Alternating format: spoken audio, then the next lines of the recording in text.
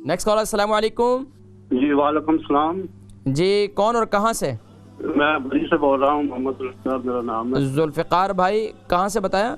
बरी से अच्छा जी, बरी से। जी फरमाइए। हाँ, मेरा मसला ये है कि मुझे गले में बहुत तकलीफ रहती है। गले में तकलीफ रहती है?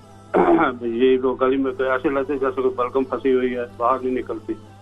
अच्छा, उम्र कितनी है? उम्र तो अबाउट 78। 78। तो खांसी भी होती है उसके साथ? नहीं, थोड़ी बहुत ड्राई खांसी होती है, मगर वो इतनी तंग नहीं करती मुझे। तो सांस की तकलीफ तो नहीं है?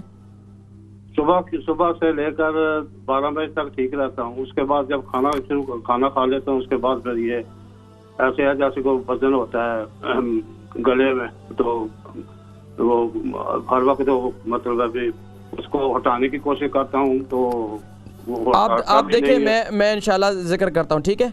ये जुल्फ़िकार साहब हमारे बरी से गले में तकलीफ़ रहती है, बलगम इंतहाई तकलीफ़ दिया होता है, बलगम उठता नहीं है, सुबह से शाम तक ठीक रहता हूँ, उसके बाद जो है मेरी तकलीफ़ ये बढ़ जाती है।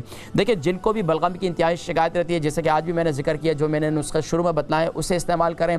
इसके साथ साथ अगर जिनको बहुत ज़्यादा बलगम है, बलगम बिल्कुल भी नहीं उठ रहा, इंशाल्लाह ये तो पेशाब के रास्ते पर खारिज हो जाएगा या तो फिर मुँह के रास्ते बाहर आ जाएगा। अब वो क्या है नुस्खा ये है कि अदरक जो है उसका जूस निकालें, 1 चम्मच, कलौंजी का तेल ले लें, ½ टी स्पून, और अगर आपको शुगर नहीं है तो आप जो है इसके साथ वो शहद भी मिला दें। सुबह नहार मुँह इसे इस्तेमाल करें इंशाल्लाह, और रात को सोते वक्त इस्तेमाल करें। आपके बलगम की तकलीफ़, रेशा ऐसा कटेगा कि आपको सुकून आ जाएगा और आप इंशाल्लाह दुआएं देंगे। तो ये 3 चीज़ें आप इस्तेमाल करें। उसके अलावा जो मैंने शुरू में नुस्खे बताएं उसे भी इस्तेमाल करें। इंशाल्लाह अल्लाह तबारक व तआला आपके रेशे की तकलीफ़ जो है इंशाल्लाह इसे दूर फरमाएंगे।